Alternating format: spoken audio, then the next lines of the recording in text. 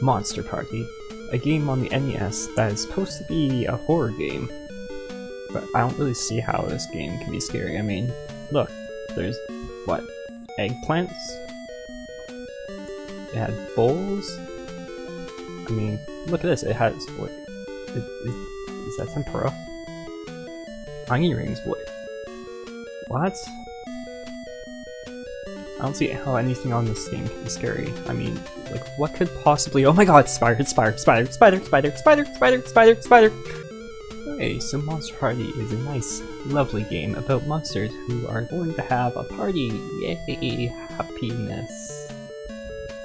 Happiness. Happiness.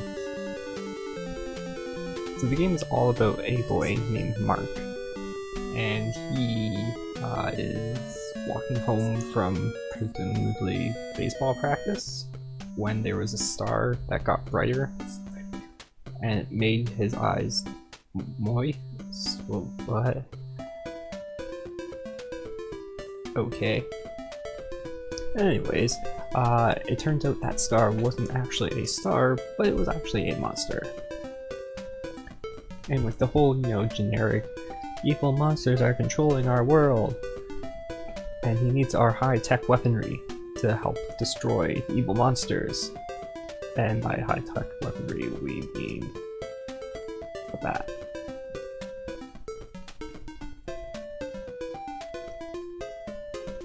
And with that, Bert grabs us, kidnaps us, and takes us over to his planet. Because nothing says fun game like kidnapping a kid.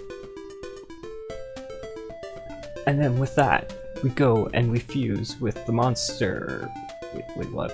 Fuse with the monster? What? Can we just start the game here? To start off in the happy overworld with beautiful trees and happy faces looking at you, and police officers— are they shooting laser beams? Wait, are those legs? Am I humping the ground? What? Anyways, let's check out the first boss. It's an eggplant that's shooting bubbles at us. Huh? Well, maybe it'll look a little bit more normal when we get with the boss battle. Wait, are those pills? Are we turning into a dragon? Are we doing drugs? Don't do drugs, kids. Well, maybe this next boss battle is gonna be standard.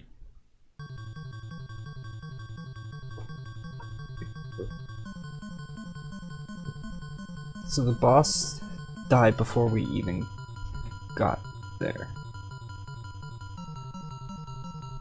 This game is making less and less sense. At least it's still, you know, a happy game. You know, there's no horror aspects to it or anything like that. Nothing could possibly go. Okay, I take it back. There are some scary parts. There are skulls bleeding now? Are those people bleeding and dying in the background? What happened to the happiness? Well, this game sure changed to— oh my god, what happened to that dog? What happened to this dog? All jokingness aside, the game enemies are actually pretty well laid out. A lot of them make sense for where they are, and you know, the more obscure ones are just kind of thrown around like legs. The other thing that is very interesting about the game are all the bosses that are in the game. You have a wide variety of things, from all the way from having Medusa, to having mummies, to having Death himself. There are all sorts of different enemies, and some of them actually kind of make sense from where they are. And speaking about the enemies, the layout of the levels are actually pretty good too, and kind of make sense of how games were back in the NES days. You have your overworld, all the way to like your sewer level. We even have like temple level, to all the way up to heaven. Everything seems to be kind of standard, you know, kind of what you expect out of a lot of different kinds of games. And if you're wondering why I'm mentioning so many different games, this game parodies a lot of different kind of pop culture icons and video games from back in the day. You'll see a lot of them throughout the bosses, the enemies, And if you actually go and take a look at the Japanese version of the game, originally it was supposed to be called Monster Parody Party, which makes a lot of sense because a lot of the quotes that you see from bosses to a lot of the enemies to the layout of the level, it does parody a lot of pop culture icons and stuff from back when the game was coming out. As far as the gameplay is concerned with this game, it's actually quite easy once you figure out how it works. The way the bat layout is, the closer it hits you, the projectile is hitting you, the more of a weird angle it's going to go, or if you hit it on the tip of the bat, the more straight it's going to go. Which leads to some really, decisive and, important button hitting to make sure you hit projectiles at the right place, to make sure it gets in the right spot, in order to kill the enemies you want to kill. The only bad thing is that it is very hard to get the timing down sometimes, and the controls can feel really clunky at first, but once you actually figure out how they work, it gets a lot easier to do. Which speaks a lot to the difficulty of the game. The game is actually quite hard when you first start playing, but once you start playing it and you start to get a little bit more familiar with how the controls are, how floaty you are when you're jumping, and how much you actually move with your input, and how far you have to be to hit with your bat, where you have to hit projectiles, it does get quite a bit easier, and especially with the good old NES of enemies having a standard route that they follow, and they won't go a certain distance away, you can kind of time where enemies are going to stop, and just kind of stop yourself short of being hit, and then just rapidly hit the attack button forever, and hope this thing dies. It will eventually. Just not right now. Just gonna keep hitting it. Just gonna keep going. Just keep going. Yep. This is fun. Going further into the difficulty, it does have quite a steep learning curve, but once you kind of finish that learning curve, it does get quite a bit easier. And I do find a lot of the later levels aren't actually that hard, and you could easily, if you try to do them, the last levels first, it probably wouldn't be that much harder than the actual first levels themselves. The learning curve is very steep, but once you kind of get near the apex of it, you'll find it gets a lot easier and it becomes a little daunting and easy at the end, and then just too hard in the beginning. Now, if you're watching my gameplay or don't want any spoilers at the end, you might want to skip ahead to the number that's flashing on the screen right now, because there's about to be spoilers. And while I'm talking right now, you might as well go and watch my playthrough, which is up in the iCard right at the top of the screen, because you want to watch more of my content. My terrible, terrible content. Have you skipped ahead yet? Because there's about to be spoilers. So you beat the final boss, and then at the end of the game, Bert gives you a box. So you take the box home, and you open it up, and surprise! It's a princess! The whole game was about saving a princess! But nope, just kidding. It's actually a monster, disguised as a princess in the box. And it starts unleashing more monsters. And then, oh my god. What? Remember here, just picture 5-year-old Shadowspeedy playing this game. He is terrified right now. But just kidding, it's just a dream. Just like Mario 2. Shocker. Don't you hate it when they end games like that? Feels like they're just copping out, like they couldn't think of an actual good way to end it. Anyways, that's pretty much the end of the game, and then you head off to school and wait a second, that didn't hurt. Was it true? Anyways, playing the game back when I was a kid, I always remembered it being much harder than when I played it nowadays. A lot of that might have just been me being a stupid kid and not actually realizing how the game completely worked. But it did come clear to me why I found it kind of hard. It is very difficult to learn how to start playing the game at first. And I remember trying to play through it. I usually get stuck on the first and second world a lot and just end up changing to another game because I get stuck.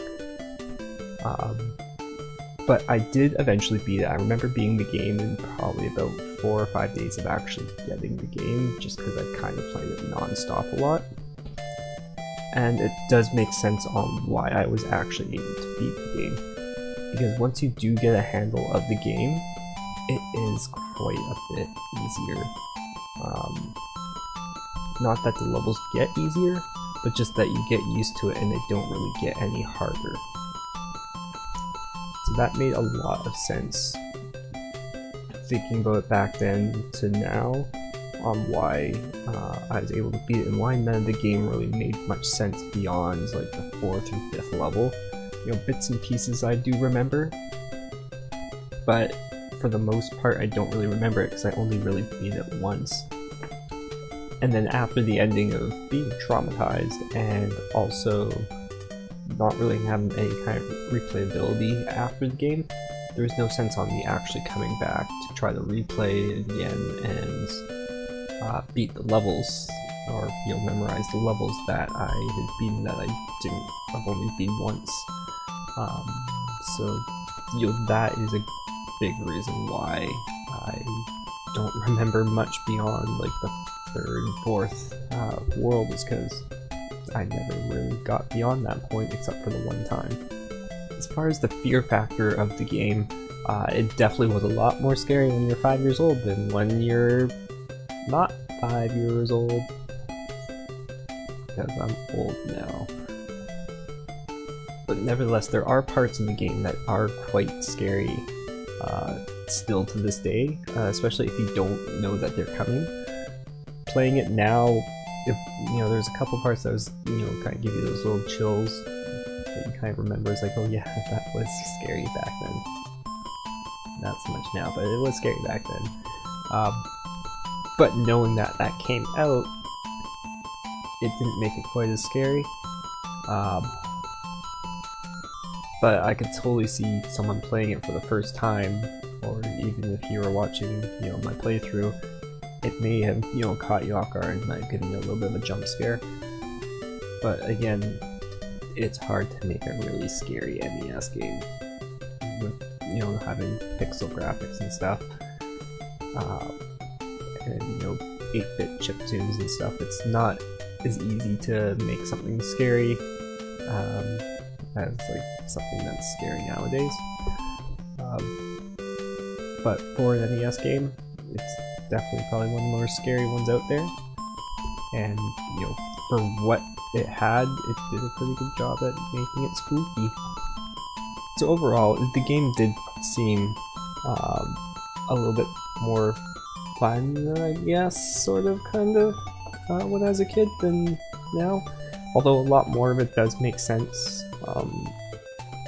A lot of like the little puns and stuff that you see the bosses have make more sense now than they did back when I was 5 years old. Just because a lot of that stuff just kind of went over my head at that time. But the game has, it hasn't probably aged as well as it may have with some other games. It's not one of those games that you really heard of before, and it's not really a game you hear of now. But nevertheless, it is still a fun game to go and play through once, or at least watch someone play through it, just to say you've done it. And the fact that it doesn't really have much replayability in it makes it a hard one to kind of go back to on a regular basis and beat again. If not just to do it kind of once a year at Halloween. Anyways, I just want to thank everyone for watching the video here. Let me know what you thought of this. It's kind of my take on doing a review on an older game from my childhood that I'd played, and just kind of giving you an idea of what it's like now and what it was like back then, as well as giving like a little bit of a recap of kind of what the game is about in a funny or not so funny way. Like I said, I'd really like to hear your guys' opinion on it. Is this something that you'd like to have continued on, or do you think it's something that should probably just be left behind? Let me know in the comments below if you do like it, or if you like any of this content or you want to see more of it. You can definitely hit the subscribe button, it would help out a lot. As well as check out the cards, the videos on the end cards here. I'm pretty sure you can see it over here. You can't see where I'm pointing, but I have my playthrough of Monster Party, so if you want to watch it from start to the end and see what it's like, you can check that out. As well as I'm also doing a Nuzlocke challenge, which is kind of on hold right now, but you can check that out. Or there's a video that YouTube suggests. I don't know what they suggest, but maybe you should watch that too. Or you can definitely hit the circle and subscribe to me, because I like subscribers.